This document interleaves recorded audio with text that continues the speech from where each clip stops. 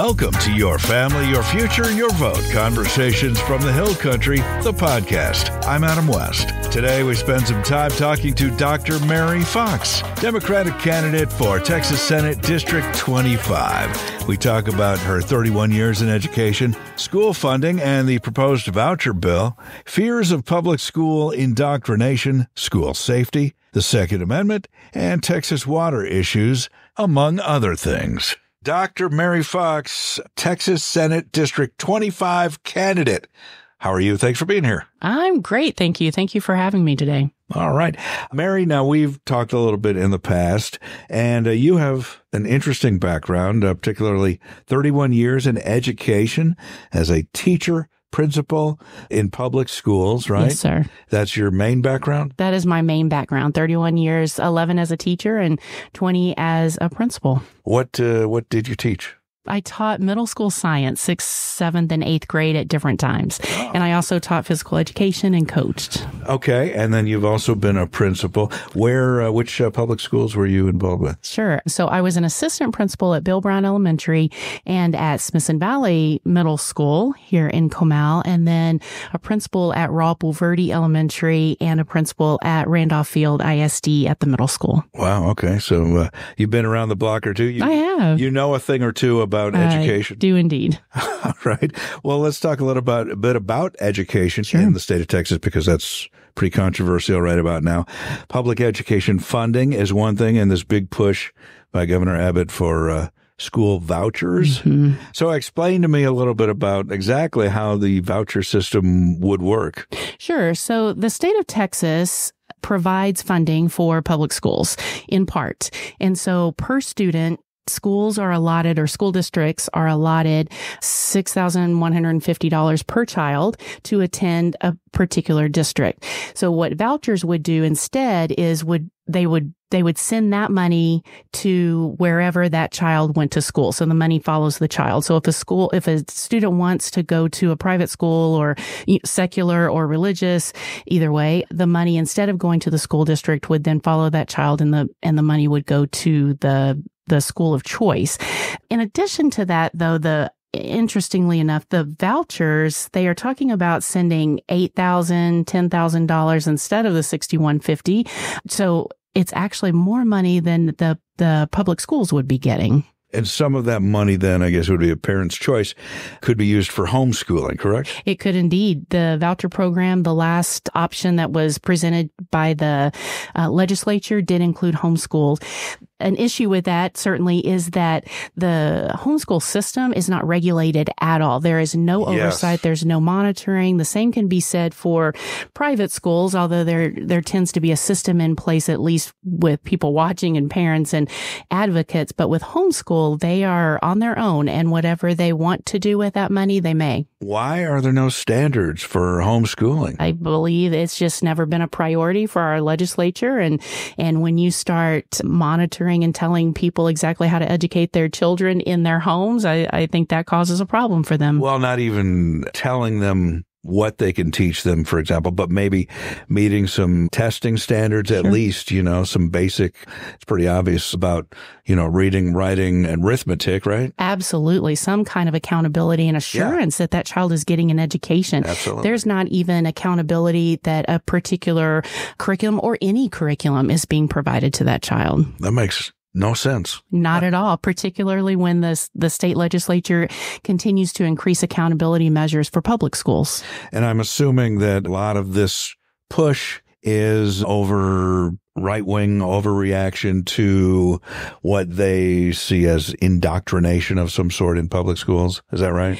I believe so. Or I think that's part of it. I think that's part of it. I think it's a huge part of it. It is quite irritating and frustrating. You're probably going to have to cut some of this out because I have curse words on the tip of my tongue. But don't worry about it. But by the way, in podcasts, there's no rating system. We can say whatever the hell we want. That's right. So that's fantastic. So I believe the idea of indoctrination of children in public schools is absolutely ridiculous. The state legislature sets our curriculum and exactly what students have to learn, and then teachers teach that.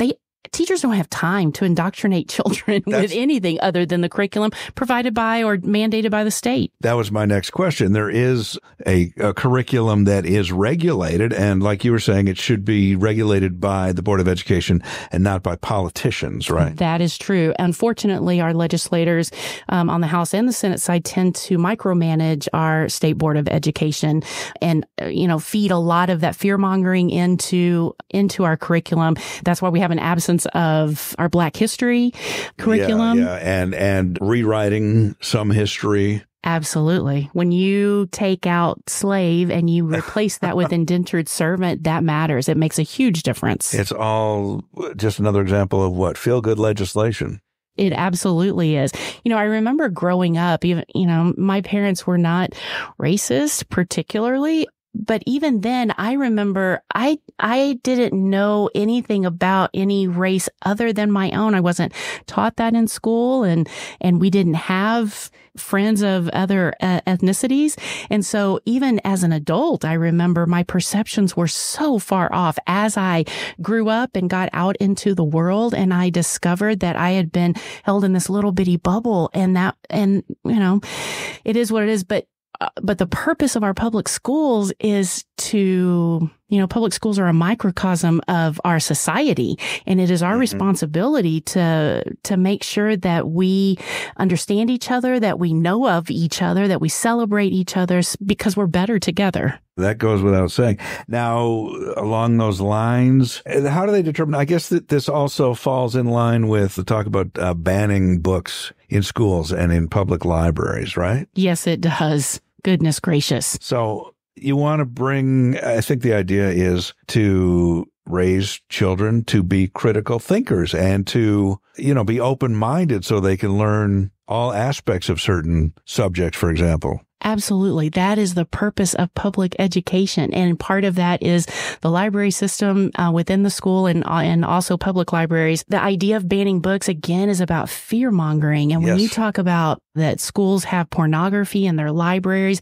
there is not a teacher. I have worked 31 years in public education, and I have worked with hundreds of teachers, and not one of them would ever approve of having any kind of pornography in the library of the school, much less in their classroom, and nor would they let children be exposed to that. And so the idea that we have pornography, or that we are indoctrinating children to feel bad about our history, or that one race is superior to another, all of those things, it's not true. It's just simply not true. Well, history is factual, and it either was or it wasn't, and so that, again, that's never made any sense to me. And then as far as what's labeled as pornography, if it's education about sexuality, that's not pornography, right? Agreed. Absolutely. And if it is age appropriate, and again, teachers, educators, principals, we want age appropriate materials for our students, because we want them to have the knowledge that they need in order to be their best selves. And so we would not put a book on an elementary library shelf that talked about sexuality or dating, but we would put that perhaps on a middle school or a high school library shelf. And those things are important. And when we talk about the LGBT community, they, particularly our young folks, they are at a huge disadvantage because they don't have the information, the factual information that they need in order to live happy, healthy lives. And so when we keep that from them, we tell them that you're not worth being on the library shelf. You're not worth being represented in a public school or in a public library. And two, we keep information from them that can be harmful to them, to developing a happy, healthy life. Sure, that makes perfect sense, which also ties in with the talk about healthcare and about, availability for kids that maybe going through that. Maybe I'm misspeaking. No, not at all. So we have our transgender population, and we have, there are hundreds, thousands, I don't know the statistic, but there are many, many people, young and older, who are transgender. Their sexual identification at birth, their sex assigned at birth, does not match their feeling of their gender. And so some of them go through some parents and some authority figures assume that kids are just too young to even know. So they just try to just avoid the conversation altogether. Right. Because if we don't talk about it, then it doesn't exist. Exactly, right. Or if we don't talk about it, it's never going to happen. Mm-hmm. Right. That's kind of the mantra that applies to living out there. Sex education as well. Absolutely. Goodness gracious. And we all know that is not the case. So I was actually at an event in San Marcos about 2 weeks ago, and it was for transgender health and support and advocacy. And I met a family there, and it was a mom and a dad and a little girl, and she had long hair and she was super cute and had a little dress on. And I went up and I talked to them later. I did not know if they were there because their child, that little girl, is transgender, or they had someone else in there. I didn't know. And so as I talked to them, they talked about their little girl. And yes, she was at birth assigned male because of her genitalia. But when she was about 3, she wanted to wear dresses. And so that's what she felt most comfortable in. And so her parents, mom and dad, decided, you know what, if you want to wear a dress because that's what makes you feel good and whole and happy, then absolutely you can wear that dress.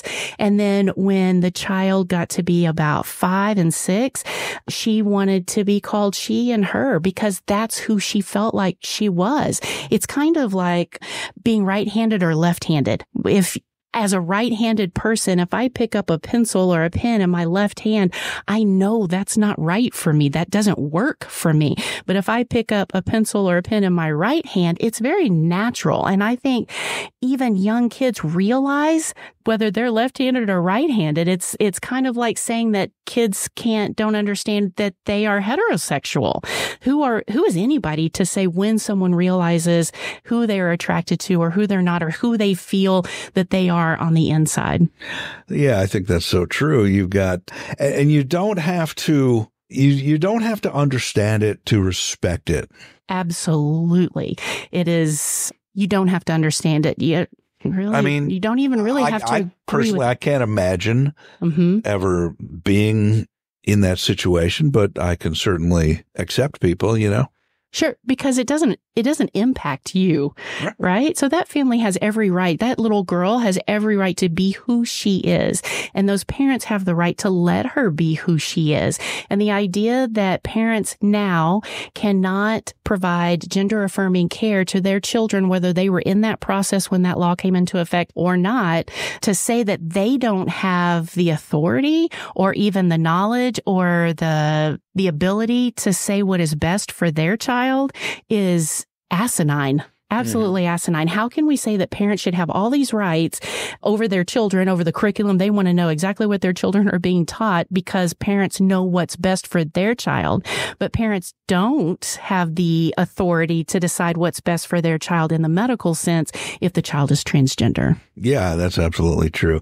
And I think that takes us to healthcare because obviously there's a lot of limitations for doctors, both in that regard and as far as women's reproductive rights too. What's going on in this state, I swear. I think it's about power and control and money and, the Christian evangelism that they're trying to push. And honestly, I don't understand it because I am very much my rights extend until yours begin. Exactly. And what I want to do in my life and for my family is up to me. And what you want to do for yours is up to you. And yours doesn't impact me. And so I do not understand the need for the control and the power over the lives of other people, whether it's about healthcare or religion or money or anything. Yeah. Correct me if I'm wrong, but this country, one of the basic founding principles is the separation of church and state. Yes. This this country was not founded as a Christian nation. Freedom of religion and freedom from religion. Yes. It was founded so that you can be Christian or Buddhist or an atheist or anything that you choose to be. Right. So, yeah, I know there's been a big issue about posting the 10 Commandments in school classrooms, for example. Yes. My opponent, Donna Campbell, actually sponsored that bill, co-wrote it. And the idea of it the purpose of it was to have make it a law that the 10 Commandments had to be posted in every single classroom. And that is I can't think of a word strong enough that I'm allowed to say on air, but I want to say that is absolutely not okay. Asinine? Can we say asinine? That is asinine. Yes, it is. Because because there should be a separation of church and state. And two, because what about the kiddos that are sitting in that classroom that are not Christian, whose parents choose not to practice that religion? And what you tell that child that when their religion is not represented, that they're not good enough, they're not okay, they're not worthy to be represented. Yeah, absolutely. I understand that. And there are schools specifically for a Christian education already. So, and if you want your child to have that type of education, more power to you. But public funds should not be sent to private schools. Public funds are for public schools because they benefit the public. Absolutely right. And that's always been an issue, funding public schools to the levels they need to be. Yes, which can I bring up a topic? It kind of reminds me of the library situation in Spring Branch ISD and the library, which was just in the news recently. Yes, it was. And it is on the heels of a situation in Houston ISD at the beginning of this past school year in August of 2023. Houston ISD, well, they had been taken over by TEA, and Mike Miles was appointed by Commissioner Mike Morath to serve as a superintendent or the director or the overseer of Houston ISD. And so he made the decision in an attempt to redirect resources, according to him, that libraries in many of the schools, interestingly in the low-performing areas, would not serve as libraries, but instead would serve as kind of detention centers for students that are not behaving. We had cafeterias for that when I was in detention. Right. Yes. Yeah. So in many of those Houston ISD schools, when a student misbehaves and has to be removed from the classroom, then they are sent to the library where one person can monitor the behavior of all these kids, and they receive their instruction through Zoom. And so you think, well, what happened, so that they can still receive the instruction, but they're not with the general population of the students. Okay. And so what happened with the rest of the library, all those books are still sitting there. Well, what they have done is say that we're going to check out the books on an honor system.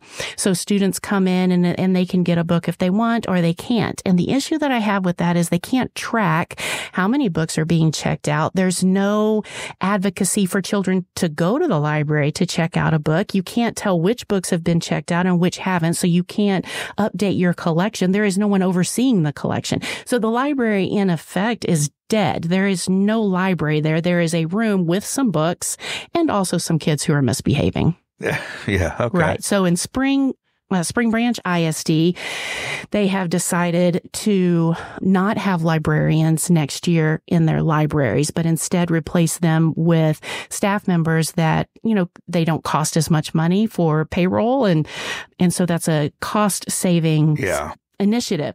My issue with that is twofold. One is that librarians do more than check out books and receive books. So librarians, they are advocates for literacy, and they collaborate with teachers in order to enhance instruction and to provide materials.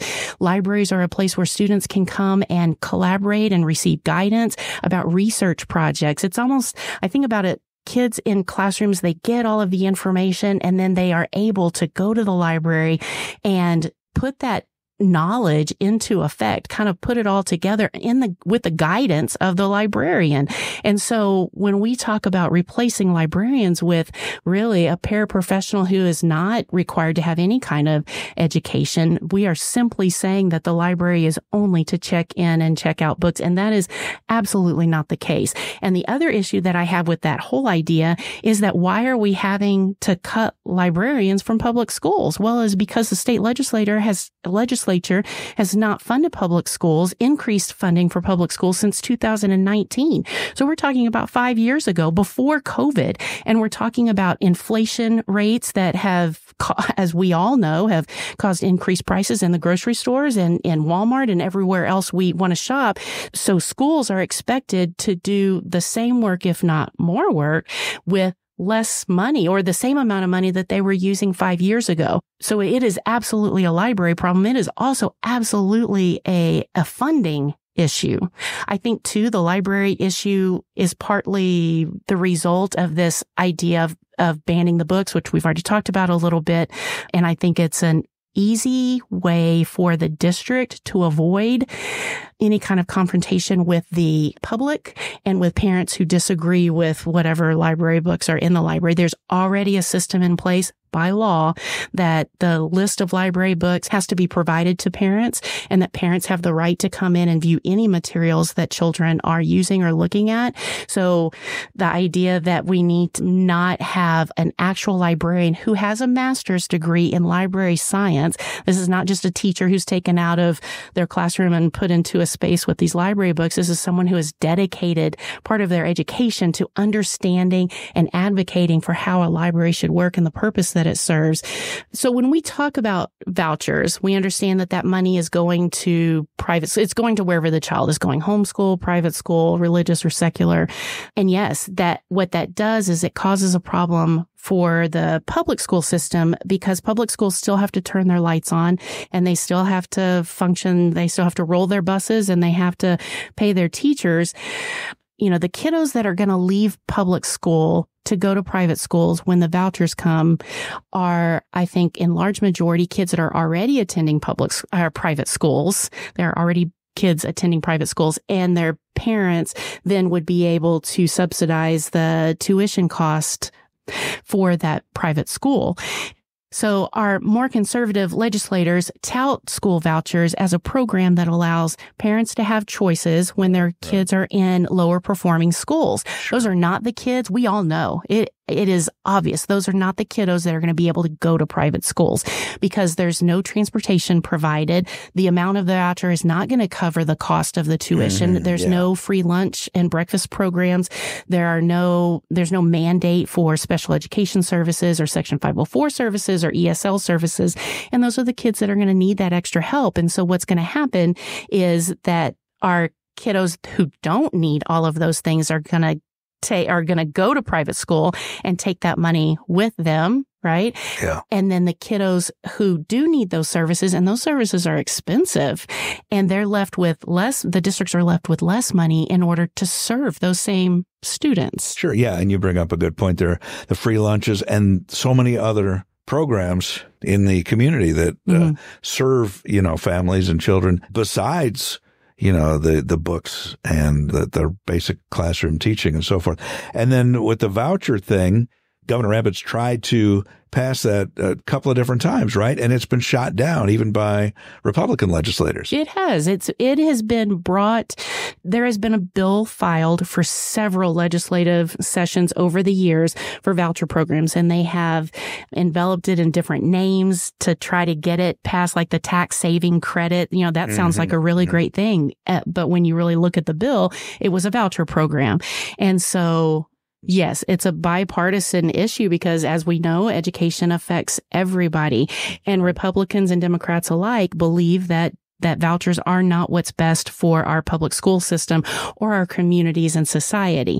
However, most recently, Governor Abbott had called that fourth session in the 88th legislative session, and the purpose of it, I think the only purpose of it, was to pass school vouchers. Right, and so right. The Republican members who again voted against school vouchers because they know that it's not what's best, Governor Abbott and Kim Paxton and Dan Patrick, Lieutenant Governor Dan Patrick, have raised a lot of money, and they have accumulated a lot of money, and they have put that toward candidates who want school vouchers or who will be yes men to Governor Abbott and do exactly what he wants them to do. And unfortunately, I know that 9 of those races, I believe the candidates or the legislators that had voted against school vouchers lost their primary. Yeah. And in some of those races, they are uncontested by a Democrat. And so we know that is a vote that is going to go toward school vouchers in the future. And meanwhile, you have to consider how many rural communities there are. And that's where a lot of the public that is against school vouchers is coming from, because it's just going to be more difficult for them to attend a private school that's, way out of their way. when they depend on public schools for so many things. That's right. There are very few private schools out in the rural community. And so when the government is talking about, the state legislature is talking about taking money away from their public schools, it is only going to hurt them. That's right. It's going to hurt rural residents, mostly rural residents who, in most cases, by historical standards, vote Republican. Absolutely. So it's going to be a tough choice, I think, for those voters, because we have our issues coming up are vouchers for private schools as well as women's rights. And I think that both of those things are bipartisan issues. Yeah. So before we get away from the school issue, I know one of the thoughts among parents about why they want to homeschool is because they're afraid of safety in public schools because of shootings. So what can be done about that? I know they've talked about arming teachers. They've talked about, reinforcing entry doors or whatever. How does that make sense? Would you feel comfortable as a principal having teachers that are armed? Absolutely not. I said from the beginning, when that idea was put forth and it was passed into law that school districts could do that, I said, I will not work at a school as a principal or as a teacher or in any capacity where teachers are armed. I think that is a dangerous situation, a dangerous precedent to set. I talked to the superintendent in the district where I was, and I asked, I just don't understand how this is going to help. Because if the teacher has the weapon on them with the ammunition and a child gets that gun, or the teacher sets it down, which has happened in school districts I think in Texas, that is a safety issue. And if the gun is not on the person and it is stored away so that it's more safe, then they don't have access to it. It's not accessible. That's right. It doesn't make any sense whatsoever. Yeah, it's counterintuitive for sure. Yeah, and for those parents who are afraid about safety for their kiddos in schools, I do want to point out there have been shootings in movie theaters and at Walmart and in just at the Kansas City Chiefs parade. They're everywhere. I don't actually believe school safety is about schools. I don't think schools are where we need to fix that. We have made great strides about locking those doors and about just the safety protocols. We've brought awareness to. Yeah, we all know about all the failures in Uvalde. Sure. But it's a societal problem, really, and it's a gun problem. It is a gun problem. And as for every time someone says, or I hear that, well, I have a Second Amendment right. Absolutely you do. I do not want to take your guns. I absolutely do not want to take your guns. Nobody wants to take your guns. Amen. I do, however, want to have sensible gun control and regulation. I don't believe that an 18-year-old has the mental capacity to be in charge of an AK-47. Absolutely. Personally, I don't think anybody needs them, but particularly an 18-year-old. Yeah, and from what I've read, the majority of NRA members are in favor of common sense gun laws to make sure people are qualified and that they understand, Mm-hmm. But when that issue is presented to the general public, I think our state leadership presents it in such a way that it's all or nothing. That if you have a candidate who is for sensible gun ownership, what they really mean, the state legislature or the state leadership will say, they're really about taking away your guns. Again, it's about fear mongering and not being truthful. Exactly right. Yep. And why people don't look beyond the rhetoric to realize that's not, what's being proposed is another issue. But yes. Okay, now on some of these things that you're talking about, how much power would you have as a senator to get? You would propose bills? Is that how that would work? And then do you go into committee and discuss how to get get legislation passed? From my perspective, as a current non-legislator, I believe that my power as a senator comes with my vote, and it also comes with developing relationships, with other legislators and building collaborative teams and helping people to reach a better understanding of what the real issue is and how we can best move forward. I feel like as a candidate, I've got a lot of experience in that. Principals walk that fine line between teachers and parents and teachers in the district office. And it is so very important to have the skill set to be able to bring people together and find common ground so that we can find solutions for everybody. And obviously it makes more sense to have somebody with a background in education to be looking at education-related legislation as opposed to career politicians, feel-good legislation, basically. Right? I agree. And I think that anybody who says, well, but, you could choose any of the issues, healthcare, for example. My opponent is a former physician. I get that. But education is the basis of everything. Education is our foundation. We have to have a solid public education system for our democracy. I believe, I heard at a Get Out the Vote training not long ago, a few months ago, that Texas is not a red state. Texas is a non-voting state. That's right. And so while in these rural areas and even in the more urban areas, we do have a lot of signage for the Republican Party and our more conservative candidates, I believe there are more people out there that believe in solutions that are best for people as a whole, for our society.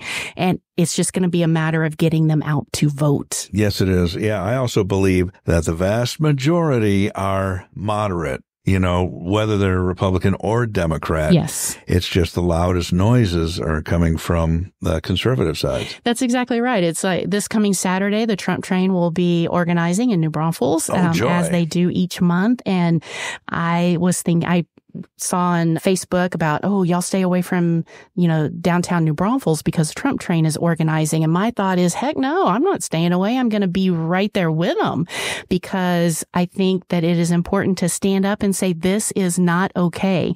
And I think it does two things. I think it shows them that there are people who do not agree with them, but it also shows people who don't agree with them that there are more of us out there, that they are not alone in what they believe. Yeah, that's something that we've encountered when we moved to this state, is that it turns out there is quite a bit of support for the other side. I believe there is. And for those who are going into the election thinking, well, I don't like Biden and I don't like Trump, the best thing you can do is the right thing. And the next best thing you can do is the wrong thing. The worst possible thing you can do is nothing.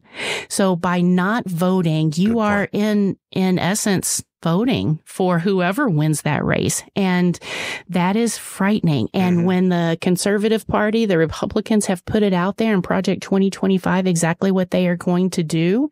And you read that, I find it hard to believe that anybody would be okay with that. Well, Merrie, let's talk about some other issues. One that is very important to our area here in the Hill Country is water issues. Tell me a little bit about. Yeah, so I've been doing a lot of research and a lot of talking with members, Senate District 25, particularly out in the Hill Country in Wimberley and Dripping Springs, and about the rivers drying up and the springs drying up and the commercial development that is coming out and even the subdivisions that are, this population is exploding. We are in a fast growth area. Yes, sir. Yeah, one of the fastest in the country. Absolutely. And so, I asked today, I was on a conference call about this issue and I said, so is it that we need to say we can't let subdivisions come in, or is it that we need to change the way we're managing our water system?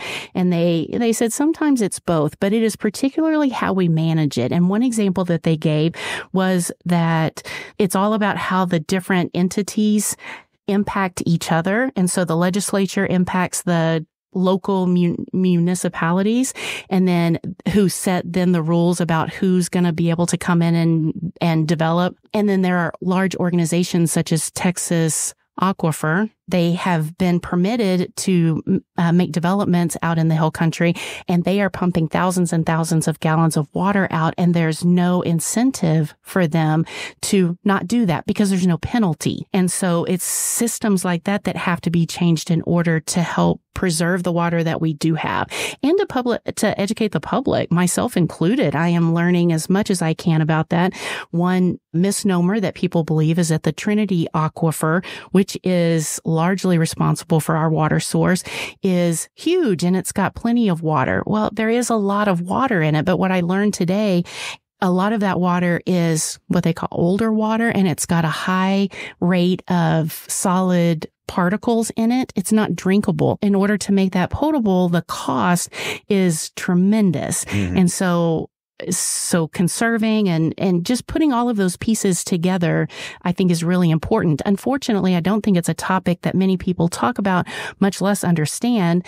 You know, we see the rivers, and yes, they're low, but rains will come and they'll fill up. But we've had some good rains early part of this year. But of course, you always hear after a rain, and ever since I've lived in Texas, but the drought's not over. Right. It seems like a never-ending drought. It sure does. And what I learned today too was that the rains do help and they fill up the rivers, but the water often runs off and doesn't soak down into the aquifers, and then leaves us without enough water to be sustainable. Mm-hmm. Let's talk a little bit about another important issue for the state of Texas is the power grid. Yes. Let's talk about that. Don't get me started. But yeah. So you've got, power grid issues. You've got ERCOT and their problems. But then you also have like companies bringing in Bitcoin mining that uses just tons and tons of power. How can we sustain that? We can't, can we? We cannot.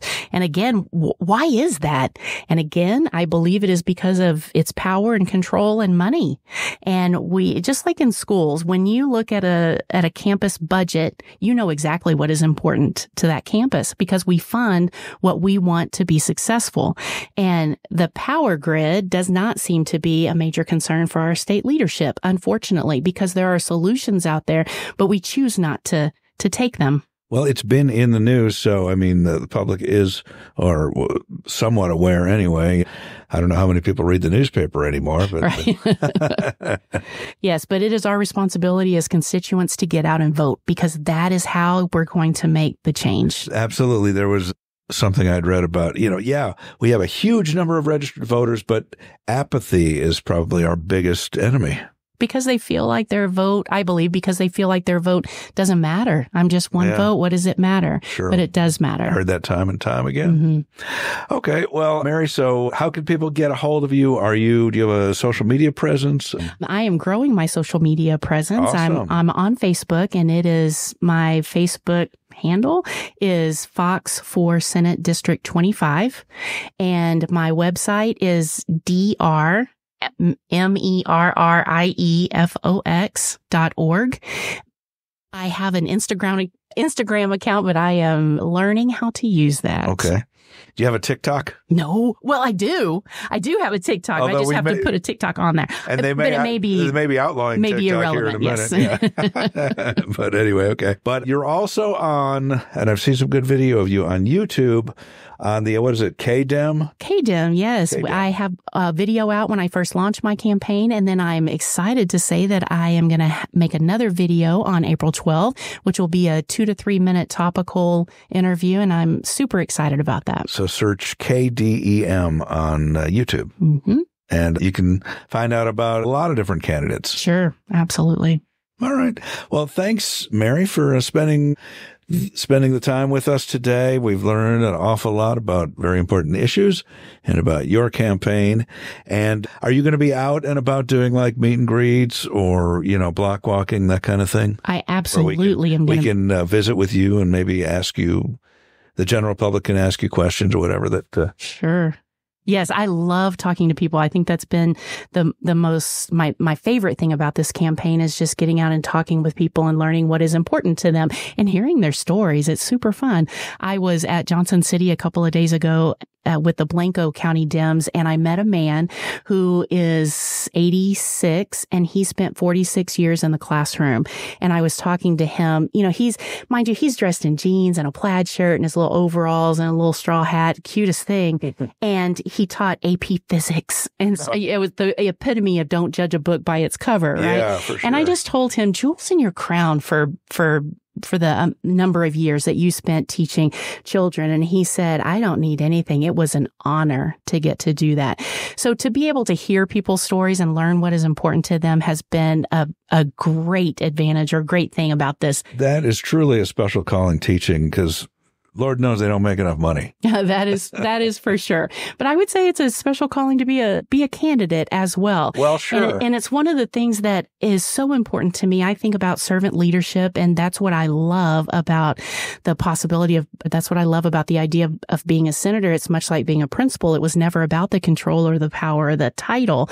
It was about being in a position where I could help people. And I believe that the same is true when I go to the Senate in January of 25. I want to talk with people, and I want to hear what is important to them so that I can best serve them. So accessibility is important for sure. Yes. And I'll be scheduling meet and greets. I've got some on the books already, and I'll post those on my website and on my Facebook. And I hope to see everybody come out and let's do this. All right. Terrific. All right. Well, thanks again, Merrie Fox, Dr. Merrie Fox.